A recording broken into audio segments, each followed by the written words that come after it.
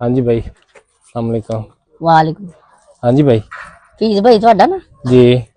ਅੱਛਾ ਅਸੀਂ ਆਏ ਗਵਰਨਮੈਂਟ ਦੀ ਤਰਫੋਂ अच्छा ਠੀਕ ਆ ਕਿਨਾਂ ਦੇ ਸਿਰ ਤੇ ਕਰਜ਼ਾ ਨਾ अच्छा ਉਹ ਗਵਰਨਮੈਂਟ ਲਾਏਗੀ ਹੁਣ अच्छा ਠੀਕ ਆ अच्छा ਤੇ ਤੁਹਾਡੇ ਸਿਰ ਤੇ ਕਰਜ਼ਾ ਕੁਰਜ਼ਾ ਤਾਂ ਨਹੀਂ ਹੈ है जी, कर्जा तो है, 4-5 बैंकों को कर्जा लिया है। ਲਿਆ ਵਾ ਠੀਕ अच्छा। ਹੋ ਗਿਆ ਘਰ ਆਪਣਾ नहीं जी, घर किराए दा है। ਘਰ ਤੁਹਾਡਾ ਕਿਰਾਏ ਦਾ ਵਾ ਠੀਕ ਹੋ ਗਿਆ ਤੇ ਉਹ ਗੱਡੀ ਕਿੰਦੀ ਆ ये गड्डी हमसाया दी है, उन्होंने को जगह नहीं, उन्होंने ते खड़ी की है। ਅੱਛਾ ਅੱਛਾ ਅੱਛਾ ਅੱਛਾ ਗੱਡੀ हाँ ਵੀ जी। ਆਪਣੀ जी ਨਹੀਂ ਤੇ ਘਰ ਵੀ ਆਪਣਾ ਨਹੀਂ ਤੇ ਜ਼ਮੀਨ ਤੋਂ ਕਰਜ਼ਾ ਕੁਰਜ਼ਾ ਲਿਆ ਵਾ हाँ जी, 4-5 बैंकों को कर्जा लिया है। ठीक हो गया जी सर ओके हो गया चलो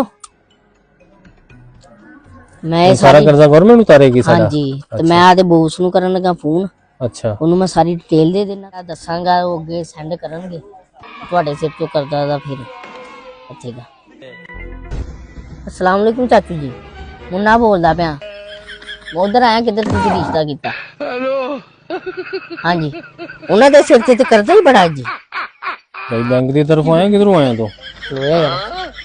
ਆਹੋ ਗੱਡੀ ਵੀ ਉਹਨਾਂ ਦੀ ਆਪਣੀ ਨਹੀਂ ਮਕਾਨ ਕਿਰਾਏ ਤੇ ਆ ਉਹਨਾਂ ਦੇ ਸਿਰ ਤੇ ਕਰਜ਼ਾ ਬੜਾ ਬੈਂਕ ਤੋਂ ਲਿਆ ਹੋਇਆ ਉਹਨਾਂ ਨੇ भाई की कर रहे हैं बैंक? तू तो कर्जे वाली तरफ आए हैं।